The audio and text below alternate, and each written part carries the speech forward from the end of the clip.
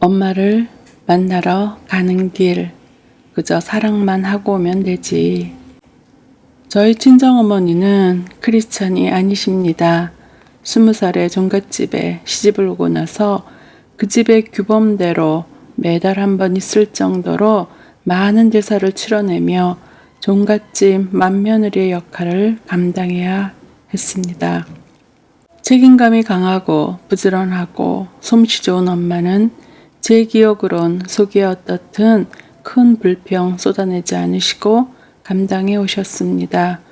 어찌된 일인지 그런 환경 속에서 자란 저였지만 어릴 적 동네로 노방전도를 나오신 전도사님에게 이끌려 신앙생활을 하게 되었지요.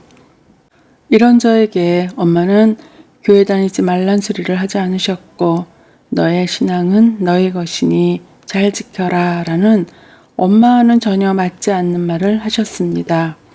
왜냐하면 엄마는 제사를 지내시고 연초면 이웃집 점집에 놀러가 가족들의 점을 보고 오시고 불교의 절기에는 친구분들과 절에도 다녀오시고 했으니까요. 그러나 다른 한편으로는 선을 넘어오지 말라는 경계 같다는 생각도 들었습니다.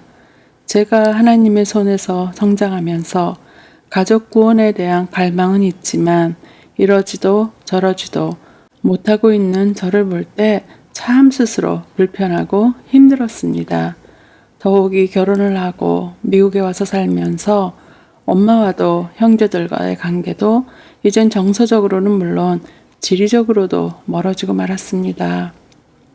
그럼에도 불구하고 저는 늘 엄마와 형제들의 구원을 생각하고 기도를 하고 있었습니다. 미국으로 건너온 지 18년째 신분의 문제가 해결되고 아이들에게도 조금은 놓여진 저는 엄마를 만나러 갈 계획을 세웠습니다. 그렇지만 엄마를 만날 일에 기뻐해야 할 저는 오히려 마음에 부담이 생겼습니다. 그건 이번 방문에 어떻게든 엄마에게 예수님을 영접하게 해야 한다는 목적 때문이었습니다.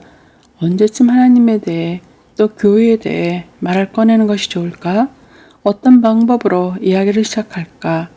엄마 혼자 있을 때, 아님 동생과 함께 있을 때 등등 여러 각도에서 많은 시뮬레이션을 생각해 보았습니다.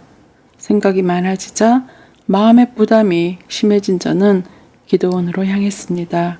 3박 4일의 기도, 매일 울며 기도하며 하나님께 묻고 또 물었지만 마지막 밤까지 그저 펑펑 눈물 반 기도 반 그렇게 보내고 말았습니다.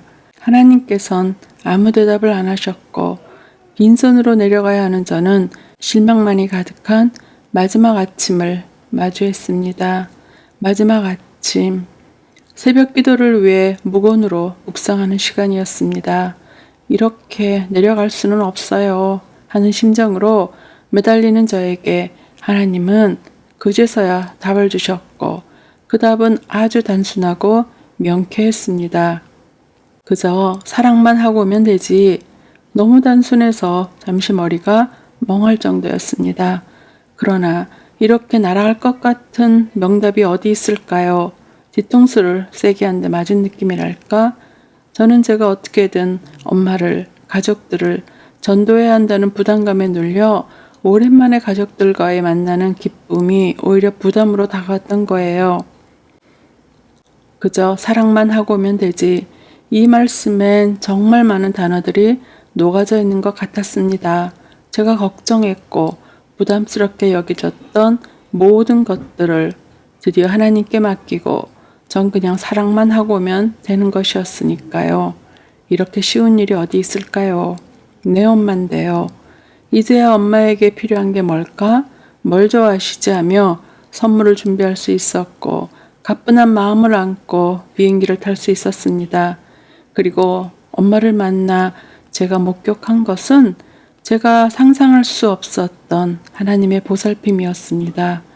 다리가 불편하신 엄마를 간병하러 오시는 분이 독실한 크리스천이셨고 엄마는 그분을 통해 이미 하나님에 대한 많은 이야기를 듣고 계셨던 겁니다. 하나님께서는 제가 엄마 옆에 있을 수 없으니 선한 하나님의 동역자를 엄마 곁에 붙여주세요 했던 저의 오랜 기도를 직접 눈으로 확인시켜 주셨던 겁니다. 아, 이래서 그러셨던 거였구나. 바보처럼 고민만 하고 있던 저에게 눈으로 직접 하나님이 하시고 계셨던 섬세한 작업을 보게 하셨습니다.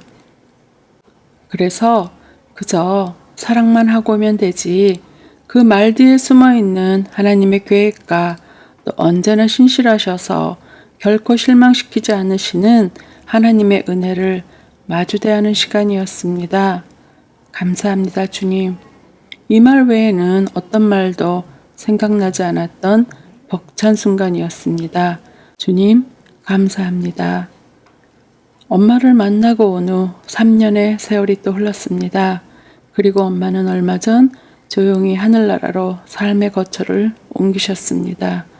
엄마는 정말 하늘나라에 가셨을까 하는 생각에 개인적으로는 아픈 시간이었지만 하나도 땅에 떨어지는 기도는 없다는 생각을 주셨기에 견딜 수 있었습니다. 어버이날이 다가오네요.